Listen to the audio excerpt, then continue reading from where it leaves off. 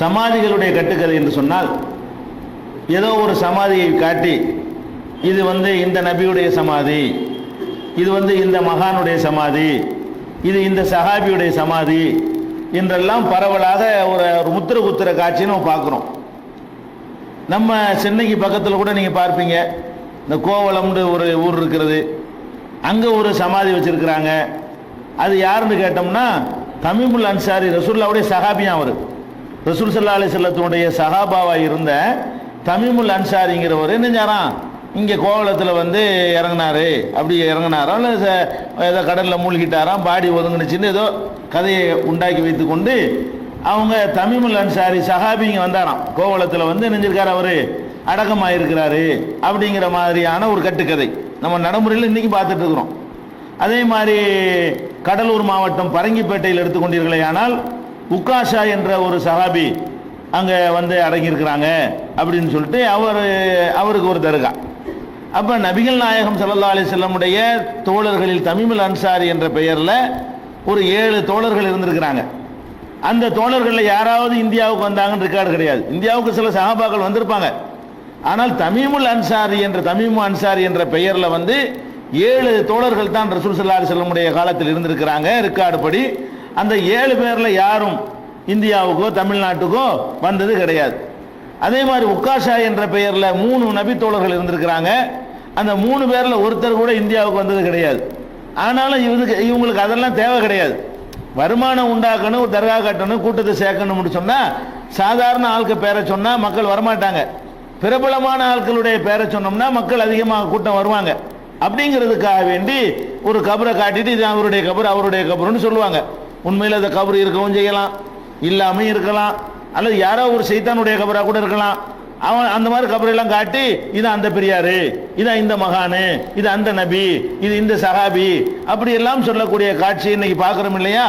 இதுக்கெல்லாம் அடிப்படையாக என்ன இருக்குன்னு பார்த்தீங்கன்னா, பெரும்பாலும் இந்த கபறுகள் உண்டாவதற்கு இந்த கபரை நம்ம சொல்றதுக்கு இப்போ வரல, நபிமார்களுடைய கபருன்னு எந்தெந்த ஊர்லாம் இருக்குது அதை தான் சொல்ல போகிறோம் இன்னைக்கு. அதுக்கு முன்னாடி இது விளங்கிறதுக்காக தான். அப்போ இந்த கபறுகள் எப்படி உண்டாகுதுன்னு பார்த்தீங்கன்னு சொன்னால், பெரும்பாலும் கனவுல உண்டாகும். ஒரு கனவுல வந்தாரு, நான் அந்த இடத்துல அடங்கி இருக்கிறேன்னு சொல்லி தமீமுல் அன்சாரி என்கிட்ட சொன்னாருன்னு சொல்லி வேணா வீட்டு கட்ட வேண்டியது. உடனே ஊர் மக்கள்லாம் திரண்டு போய் அந்த இடத்துல தரையா கட்டிடுவாங்க. ஒரே ஒரு கிறுக்கன் என் கனவுல நூஹ் நபி வந்தாருன்னு சொன்னாங்கன்னு வைங்களேன், உடனே தர்கா கட்டுறதுக்கு ஆளுக்கு ரெடியா இருக்குது. அப்போ கனவுல சைத்தான் வருவான், என்ன வேண்டாலும் செய்வான், இப்படி வேண்டாலும் சொல்லுவான், நான் தான் நபிமா, நான் தான் அவுலியாமா, நான் தான் மகான்னு சொல்லுவான். அவங்க கனவு கண்டவங்க பொய் சொன்னாங்கன்னு நம்ம சொல்ல வரல. கனவுல அது மார்க்கமாயிருமா? இந்த மாதிரி நீங்கள் பெரும்பாலான கபர்களை எடுத்து பார்த்தீர்களே ஆனால் அந்த கபருக்கு வரலாறு, அந்த பெரியாருங்க வாழ்ந்திருப்பாரெல்லாம் சொல்ல முடியாது. எல்லாம் கனவுகள் தான் காரணமாக இருக்கும். இன்னும் சில ஊர்களில் போனால் இந்த கபர்கள் எப்படிலாம் உண்டாகுதுன்னு சொன்னால், சிதம்பரத்தில் நாங்கள் இப்போ இருக்கா என்னன்னு தெரியல, நாங்கள் ஒரு 10 வருஷத்துக்கு முன்னாடி போகும் பொழுது ஒரு லாட்ஜி இருக்கும். அந்த லாட்ஜிலேயே 3வது ஃப்ளோரில் கபர் இருக்கும். அது எப்படி இருக்க முடியுமா? அது தரையில அடக்கம் பண்ணுவாங்க, 3வது மாடியில கொண்டு அடக்கம் பண்ணுவாங்க. அப்ப அந்த மாதிரி நம்பணுன்ற தேவையில்லை, விட்டு அடிக்க வேண்டியதான். அதே மாதிரி காட்டு பாவா தர்கான்லாம் சொல்லுவாங்க, காடு மனிதன் வச்சிருக்க மாட்டான். அவன் ஆய்வு பண்ணி பார்த்தார்களே ஆனால் அந்த இடத்தில் மனித சஞ்சாரமே இருந்திருக்காது. அங்கேயும் போய் இருக்கிற வீர அடக்கமானாரு. அவுலியான்னு சொன்னா ஒரு நல்லவர்னு சொன்னா மக்களோட வாழணும், மக்களுக்கு பிரச்சாரம் பண்ணணும், நல்லது கெட்டது ஏவணும், மக்கள் மத்தியில வாழ்ந்து மக்கள் மத்தியில மூத்தா போயிருக்கணும். இவங்க கபரை எடுத்து பார்த்தீங்கன்னு சொன்னா காட்டு பக்கீர அவுலியா, காட்டு பீர அவுலியான்னு சொல்லி இந்த காடோட சேர்ந்த ஒரு 75 தர்காக்கள் கபர்கள் இருக்கிறது நம்ம தமிழ்நாட்டில். இதெல்லாம் என்னன்னு பார்த்தீங்கன்னு சொன்னா யாரும் வாழ்ந்தா இருக்க மாட்டாங்க. எவனாச்சும் கனவுல ஏதோ சொல்லியிருப்பாங்க. உடனே அந்த காட்டில் போய் மலை உச்சியில மலையிலாம் கபர்கள் இருக்கு, மலை உச்சியில கொண்டு அடக்கமே பண்ண இயலாது. அதை ஒரு ஏதாவது செட்டிங் பண்ணி அதை கபர் அதை ஒரு சமாதி ஆக்கி இப்படி சமாதி இருக்கிற காட்சியெல்லாம் பார்க்குறோம். இன்னும் சொல்ல இது மாதிரி கனவுகள் பெரும்பாலும் காரணமாக இருக்கும். இப்போ நாங்கள் சங்கரன் மந்தலில் பணியாற்றி கொண்டிருக்கிற காலத்தில் எங்களுக்கு தெரிஞ்சே ஒன்று உண்டானுச்சு. சங்கரன் மந்தலுக்கு பக்கத்தில் நீலவெளின்னு ஒரு ஊர் இருக்குது. இந்த நீலவெளிங்கிற ஊரில் நாங்கள் சங்கரன் மந்தலில் ஓதியும் இருக்கிறோம், அங்கே ஆசிரியராக நாங்கள் பாடமும் படித்து கொடுத்துருக்குறோம். ஓதக்கூடிய காலத்தில் அந்த ஊரில் இந்த தர்கா கிடையாதுங்க. நாங்கள் அந்த ஊரில் ஓதி கொண்டிருக்கக்கூடிய காலத்தில் அந்த நீலவெளிங்கிற ஊரில் தர்கா கிடையாது. நாங்கள் ஓதி முடிச்சுட்டு அந்த டீச்சராக போகும்போது பார்த்தா அவனுக்குள்ள பஸ்ஸை நிப்பாட்டி காணிக்க போடுறாங்க. என்னடா தர்கா கட்டியிருக்கிறாங்க. திடீர்னு நம்ம காலத்தில் 2-3 வருஷத்துல அந்த அவுளியா வந்திருக்கேனப்ப இந்த அவுளியா அங்கே தர்கா உண்டாகிறதா இருந்தா நம்ம ஓதும் போது இல்லை. இப்பதான் இந்த கட்டியிருக்கிறாங்கன்னா 2-3 வருஷத்துல எந்த மகானாச்சும் இங்க வாழ்ந்தாங்களா அப்படின்னு கேட்டோம்னா அப்படிலாம் இல்லையா. ஒரு பொம்பளை கனவுல வந்து சொல்லிட்டார் அவரு, நான் இன்னாரு, நான் தான் இந்த பெரியாரு, நான் இந்த இடத்துல அடங்கி இருக்கிறேன்னு சொன்ன உடனே ஊர்லாம் சேர்ந்து அங்கே ஒரு தர்கா கட்டி அது ரொம்ப பயங்கரமான ஃபேமஸ். இப்போ போற வழியில இந்த பஸ் நிப்பாட்டி உண்டியலில் காசு போடாமல் போக மாட்டாங்க. அது இவ்வளோ ஃபேமஸ் ஆயிருக்கு. என்ன நமக்கு தெரிஞ்சு ஒரு 3 வருஷத்துல இல்லாத ஒரு கபர் வந்து 3 வருஷத்துக்கு பிறகு போய் பார்க்குறோம், அங்கே ஒரு பெரிய தர்காவாக உண்டாக்கி இருக்கிற காட்சியை பார்க்குறோம். இப்படித்தான் தர்காக்கள் கனவுகளில் பெரும்பாலும் தர்காக்கள் உண்டாக்கப்படுகிறது. அல்லது என்ன உண்டாகும்னு சொன்னால் ஒரு இடத்துல தோண்டுவாங்க, தோண்டும் போது ஏதாவது ஒரு பொருள் கிடைச்சி போயிடும். எலும்பு கிடைச்சிருச்சுன்னு வைங்களேன், எலும்பு மக்கி போயிருக்கணுமே, மக்காம கிடக்குது, அப்போ இவர் ஒரு அவுளியாவை தான் இருப்பார். சும்மா ஏதோ நிலத்தை வெட்டியிருப்பானுவோம், வயலை தோண்டிருப்பான், வீடு கட்டுறதுக்கு அஸ்திவாரம் போட்டிருப்பான், என்னதான் குழியை தோண்டிருப்பான், அதில் ஏதாவது ஒரு மண்டவோட என்னமோ கிடைச்சின்னு வைங்க, உடனே அங்கே அதுக்கு ஒரு கதையை கட்டி நினைஞ்சிருவான், அதுக்கு ஒரு அவுளியா. ஒன்று இந்த கனவுல வரும், இல்லைன்னா ஏதாவது ஒரு மெட்டீரியல் கிடைச்சோன்னா அவர் யாருடைய மெட்டீரியல் எது, அது பிறவனுடையதா, அபுஜகிலிதா கூட இருக்கலாம்ல, அதெல்லாம் பார்க்க வேண்டியதில்லை. எலும்பு கூடு கிடைச்சிச்சா உடனே அதை தர்கா வைக்கிற வேண்டியது. எலும்பு கூடு கிடைச்சா எங்க ஊர்ல ஒரு தர்கா இருக்குது, மலுங்கு ஒளியுள்ளா தர்கான்றதுக்கு பேருங்க. எங்க ஊர்ல உள்ள மக்கள் அதுக்கு கதை என்ன சொல்லுவாங்கன்னு கேட்டா, யாரோ புல் செதுக்கிட்டு இருக்காங்க. அந்த புல்லு செதுக்கிறது தெரிவாங்கல்ல, மாடுகளுக்கு புல்லு செதுக்கி போடுறது. அந்த புல்லை செதுக்கிட்டு இருக்கும் பொழுது அதுல வந்து ரத்தம் வந்துருச்சான். என்னன்னு பார்த்தா அது ஒரு விரல் நீட்டிட்டு இருக்கலாம். அப்ப அந்த விரல்ல பட்டு தான் ரத்தம் வருதான். அப்ப இந்த இடத்துல ஒரு மகான் இருந்து அடங்கி இருக்க போய் தான் அவர் விரல் பட்டு ஏதோ கரப்பாம்பூச்சியா இருக்கலாம் அல்லது புராணா இருக்கலாம், ஏதோ ஒன்று இது பண்ணியிருக்கோம். இவன் என்ன செஞ்சான், இது விரல் மாதிரி தெரிஞ்சிருக்குது, அந்த விரல் இருந்து அவுளியா அடங்கி இருக்கிறாங்கன்னு சொல்லி உடனே அதை தர்கா வைக்க வச்சிருக்காங்க. எந்த ஒரு வரலாறும் கிடையாது. அவர் எந்த வருஷத்துல இருந்தாரு, அவர் என்னென்ன சேவையெல்லாம் செஞ்சாரு, எத்தனை புஸ்தகம் எழுதியிருக்கிறாரு, எத்தனை ஊருக்கு பிரச்சாரம் பண்ண போயிருக்கிறாரு, அவருடைய சாதனை என்ன, அதெல்லாம் ஒண்ணுமே கிடைக்காது. புல்லு வெட்டுமோ ரத்தம் வந்துருச்சுல அவுளியா. இப்படி கபர்கள் இன்னைக்கு தமிழ்நாட்டில் இருக்கிற தர்காக்கள் எடுத்துக்கிட்டீங்கன்னு சொன்னா இப்படி உண்டாகிற காட்சியெல்லாம் பார்க்குறோம். இன்னும் சொல்ல போனா இந்த கட்டைகள் பனைமரத்தை புதைச்சு வச்சுட்டு கட்ட மஸ்தான அவுளியா, சட்டி மஸ்தான அவுளியா, குரங்குகளை எல்லாம் அவுளியா வைக்கிற காட்சியெல்லாம் பார்க்குறோம். அனுமார் அவுளியான்னு சொல்லிட்டு ஒரு சேட்டை பண்ணிட்டு இருக்க குரங்கு அடிச்சு கொண்டு விட்டாங்க. அதை தர்கா கட்டி வடக்கம்மா பட்டினம் ஊரில் வந்து அதுக்கு தர்கா கட்டி வச்சிருக்குது. இப்படி எல்லாம் இந்த தர்காக்கள் இப்படிலாம் உண்டாக்கி கொண்டிருக்கிறது. அது மார்க்கத்தில் கூடுமா கூட, அந்த டாபிக் நம்ம போகல. இந்த கபர்கள் எப்படியெல்லாம் உண்டாக்கப்பட்டிருக்கின்றதை பார்க்கிறோம். முதலாவதாக நபிமார்களுடைய கபர்கள் என்று சில கபர்கள் வந்து இன்றைக்கும் பல ஊர்களில் இருக்கிறது. அது என்னென்ன யார் யார் பேர்லாம் கபர் இருக்குன்னு சொன்னா, நபிகள் நாயகம் ஸல்லல்லாஹு அலைஹி வஸல்லமுடைய கபர் இருக்கிறது, ரெக்கார்டு இருக்கு. நபிகள் நாயகம் ஸல்லல்லாஹு அலைஹி வஸல்லமுடைய கபர் வந்து மதீனாவில் இருக்கு, அவங்க வாழ்ந்தாங்க, அடக்கம் பண்ணாங்க, எல்லாருக்கும் ரெக்கார்டு இருக்கு, அவங்க வாழ்க்கையில் எல்லாத்துக்குமே ரெக்கார்டு இருக்குது. அது ஓகே. இதுக்கு அப்புறம் வந்து இப்ராஹிம் நபிக்கு கபர் இருப்பதாக ஹதீஸ்ல வரல. ஆனால் சஹாபாக்களுடைய காலத்தில் பைத்துல் முகத்தஸ்க்கு அவங்க போயிருக்கும் பொழுது இதுதான் இப்ராஹிம் நபியுடைய கபர் என்று மக்கள் சொல்லுவதை அவர்கள் அறிந்து வைத்திருந்திருக்கிறார்கள். அது அப்படி ஒரு கபர் சஹாபாக்கள் காலத்திலேயே பைத்துல் முகத்தஸ்ல ஜெருசலம்ல இப்ராஹிம் நபியுடைய கபர் என்று ஒன்று இருக்கிறது, இப்பவும் இருக்கிறது, அன்றைக்கும் இருந்தது. இந்த 2 கபரை தவிர மீதி உள்ள நபிமார்களுக்கு எங்கெங்கெல்லாம் கபர் இருக்குன்னு சொல்றாங்களோ அதுல எதுக்குமே ஆதாரம் கிடையாது. எந்த அளவுக்கு சொல்றாங்க என்று சொன்னா, அதாவது ஒரு கதை இட்டு கட்டப்பட்ட ஒரு பலவீனமான ஒரு செய்தி. என்ன செய்தின்னு கேட்டா, நபிமார்கள் மக்களுக்கு பிரச்சாரம் செய்யும் பொழுது அந்த பிரச்சாரத்தில் எதிரிகள் வந்து அந்த மக்கள் வந்து பிரச்சாரத்தை கேட்கலன்னு வைங்க, அல்லாஹ் வந்து அவங்களை அழிச்சிருவான். அழிக்கும் போது அல்லாஹ் சொல்லுவானா, உங்க சமுதாயத்தை அழிச்சதுனால இந்த ஊர்ல நீங்க இருக்கக்கூடாது, நீங்க உடனே மக்காவுக்கு போங்கன்றுவானா. எந்த சமுதாயம் அழிக்கப்பட்டாலும், நூஹ் நபி சமுதாயமானாலும் சரி, லூத் நபி சமுதாயமானாலும் சரி, உடனே அல்லாஹ் என்ன சொல்லுவானா, நீ நேர உங்க சமுதாயத்தை அழிச்சிட்டோம்னு சொன்னா இங்க வாழக்கூடாது, போய் மக்காவில் இருந்து நீங்க இபாதத்து பண்ணி அப்படியே நீங்க மூத்தாய வேண்டியதுதான் அப்படின்னு சொல்லி அல்லாஹ் என்ன சொல்லுவான், யாரா இருந்தாலும் மக்காவுக்கு அனுப்பி விட்டுருவானா. அப்படி அனுப்பப்பட்டவங்களுடைய கபர்லாம் அங்கே இருக்குதான். அதனால மக்காவில் ஏராளமான நபிமாருடைய கபர் இருக்குதான் என்று நபிகள் நாயகம் ஸல்லல்லாஹு அலைஹி வஸல்லம் சொன்னதாக ஒரு அடிப்படை இல்லாத ஒரு இட்டுக்கட்டப்பட்ட ஒரு செய்தியை ஆதாரமாக வைத்துக்கொண்டு அங்க என்ன வச்சிருக்கிறாங்கன்னு கேட்டா, நூஹ் நபியுடைய கபர் அங்க இருக்குன்னு சொல்றாங்க, ஹூத் நபியுடைய கபர் அங்க இருக்குதான், சாலிஹ் நபியுடைய கபர் இருக்குதான். இதெல்லாம் எங்க இருக்குதான்னு கேட்டா, ஜம்சம் கிணத்திற்கும் அந்த ஹிஜ்ர் இருக்குல்ல, ஹிஜ்ர்னா அந்த அரவட்டம் லாட மாதிரி இருக்குமே அரவட்டம் கபா பக்கத்துல, அதுக்கு நடுவில் அதுக்கு இடைப்பட்ட இடத்துல இவங்களுடைய கபர்கள்லாம் இருக்கிறது. அதே மாதிரி ஷுவைப் நபியுடைய கபரும் கூட மக்காவில் தான் இருக்கிறது. இப்படி எல்லாம் என்ன செய்யறாங்க, சொல்லி வச்சிருக்கிறாங்க. இஸ்மாயில் நபியுடைய கபர் அங்கே தான் இருக்கிறது. அது எங்க இருக்கான் இஸ்மாயில் நபி கபரு? அந்த ஹிஜ்ருக்கு உள்ளே இருக்கலாம். இந்த வளைவு இருக்குத அதுக்கு உள்ளக்க தான் அவருடைய கபர் இருக்கலாம். அது தர்காவாக்க பார்க்குறாங்க. காபத்துல்லாவை தர்காவாக்குவதற்காக வேண்டி இது கட்டின மாதிரி தெரியுது.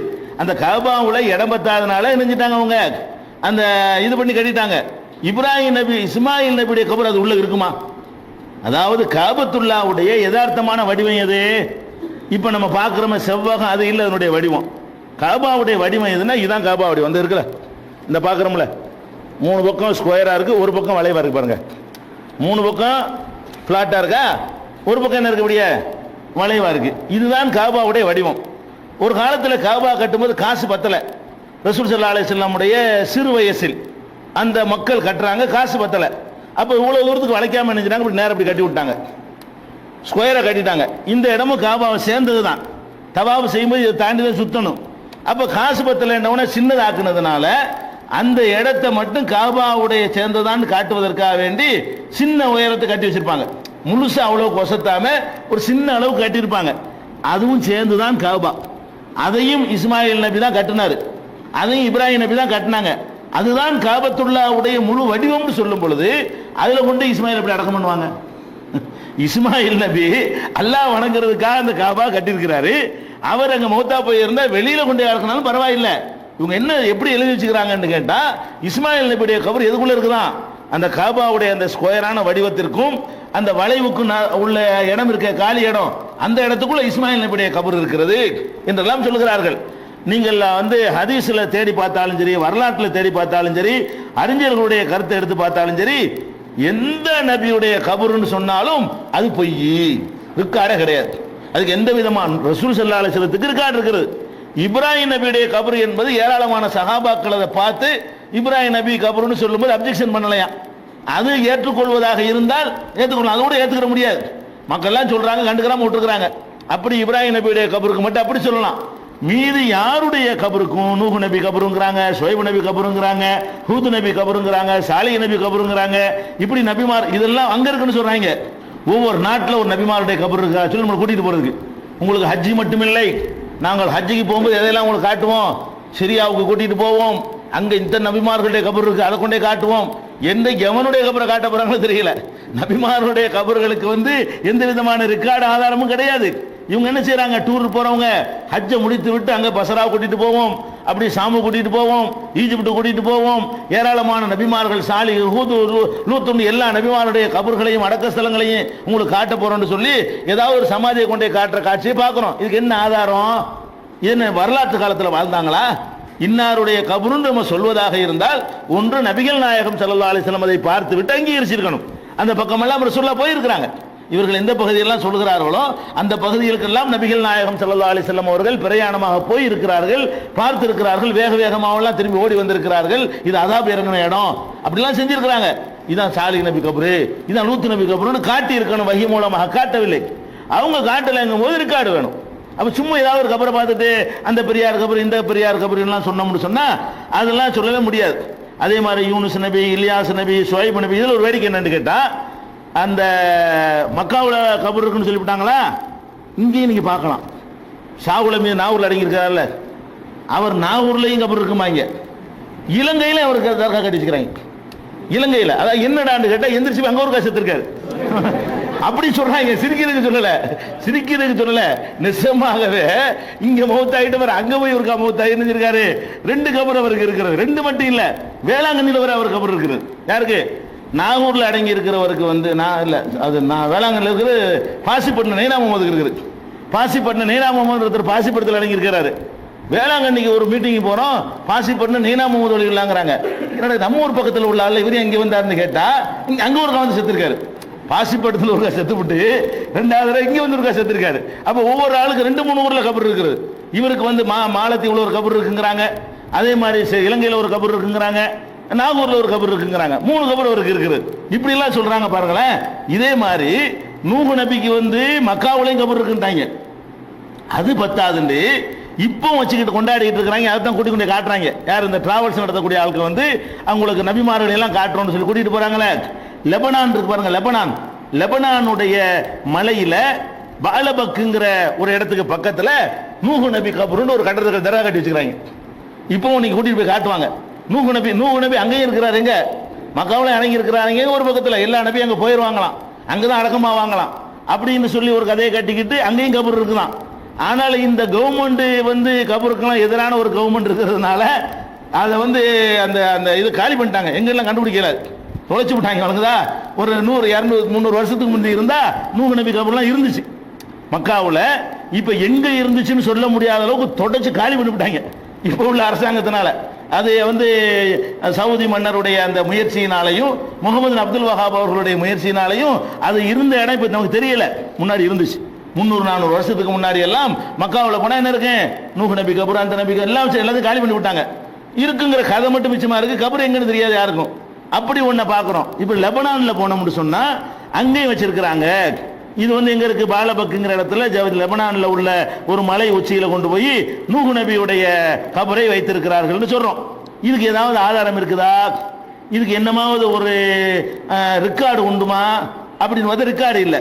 இன்னும் சொல்ல போனா இது எப்படி எப்போ உண்டானுச்சுன்னு சொன்னா ரொம்ப பின்னாடி யாரு ராபிலியாக்களுடைய ஆட்சி, நாசிர் என்பவர் ஆட்சி பண்ணும் பொழுதுதான் அந்த இடத்துல நூஹு நபி இருக்காருன்னு சொல்லி கதையை கட்டி விட்டு கட்டுறாரு.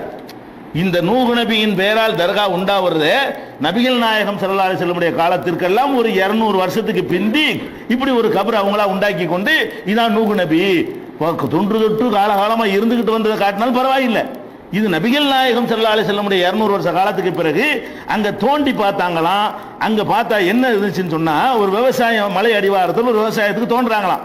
தோண்டும் போது ராவ் ஹுனாக்க கபரன் ஃபீஹி அலுமுன் கபீருன், பெரிய பெரிய எலும்பு துண்டா கிடக்கலாம். நம்ம எலும்பு துண்டு கை உழவு தானே இருக்கு, அந்த கை உழவு பெருசா கிடக்குது. பெரிய பெரிய எல்லாம் பெரிய பெரிய சைஸா ஒரு கபரை தோன்றாங்களாம். மண்டை உழவு பெருசா இருக்குதான், கை உழவு பெருசா இருக்குதான், காலு நம்ம காலை விட டபுளா ட்ரிபிளா இருந்திருக்கு போல இருக்கு. எல்லாம் பெரிய பெரிய உருப்படியா இருந்துச்சா எலும்பு பார்த்தோன்னே.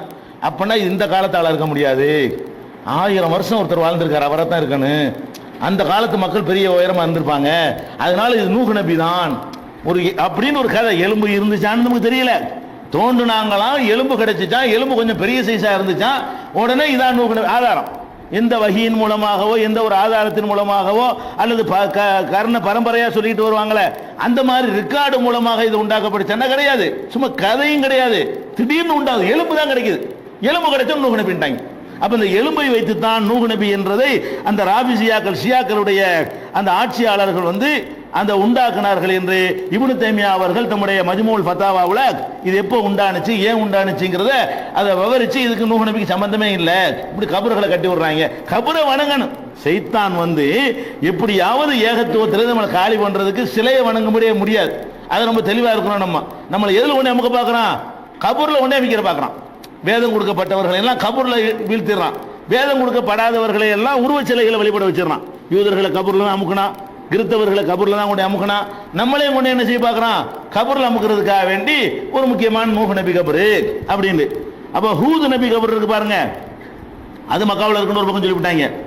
அதே ஹூது நபிக்கு எங்கேயும் கபர் இருக்குன்னு கேட்டா டமாஸ்கஸ்ல, திமிஷ்குங்கிறாங்கல்ல, சிரியாவுடைய தலைநகரமா இருக்கக்கூடிய டமாஸ்கஸ்ங்கிற ஊர்ல அங்க வந்து பெரிய பள்ளிவாசல் இருக்குது.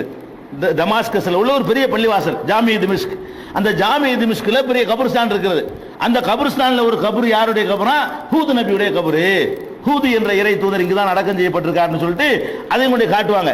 அப்ப ஹூது நபி அவர்கள் வந்து அவங்க ஷாம்ல சிரியாவுல தலைநகரத்தில் இருக்கிறாங்கன்னு சொல்றாங்க. ஆனா ஹூது நபி அவர்கள் வந்து சிரியாவுடைய பகுதிக்கு வர தேவையும் இல்லை, அவர் வந்ததும் இல்லை. இந்த மாதிரி பிளைட்டு போக்குவரத்து வசதிகள் அந்த காலத்தில் கிடையாத ஒரு யமன் பகுதிக்கு அனுப்பப்பட்டவர்.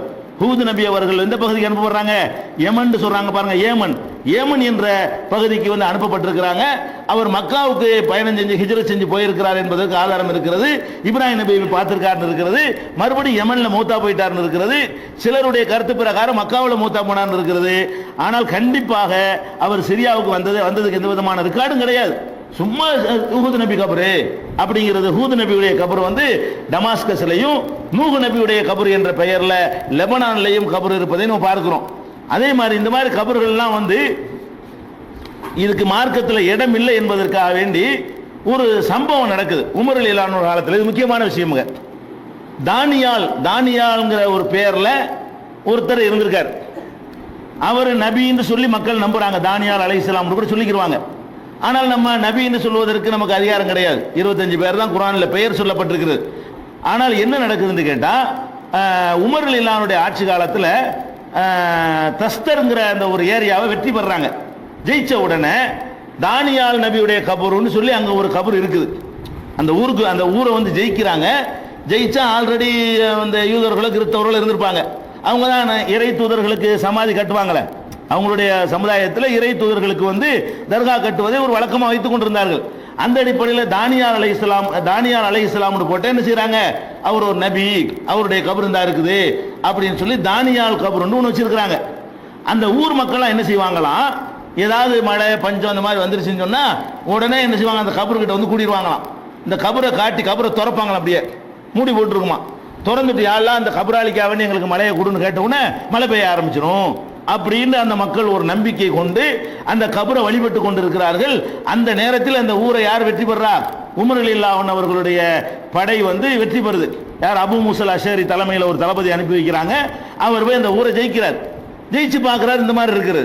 என்னடா ஒரு நபியின் பேர்ல கபரை வச்சுக்கிறாங்க, இப்ப என்ன பண்றது, இதுக்கு ஏதாவது பண்ணணுமே அப்படின்னு உமர் ரலியல்லாஹு கேட்கிறார். இந்த மாதிரி இந்த ஊர்ல ஒரு கபர் இருக்குது, தானியால் அலைஹிஸ்ஸலாம் சொல்லிட்டு இருக்கிறாங்க, நபியே இல்லைன்னு தெரியல, ஆனால் ரொம்ப இதுக்கு வந்து பவர்ஃபுல்லா நினைக்கிறாங்க, மலைகளை வேணும்னா இந்த கபரை வச்சுதான் கேட்கறாங்க, இப்போ நான் என்ன பண்ணேன் அப்படின்னு கேட்கிறாரு.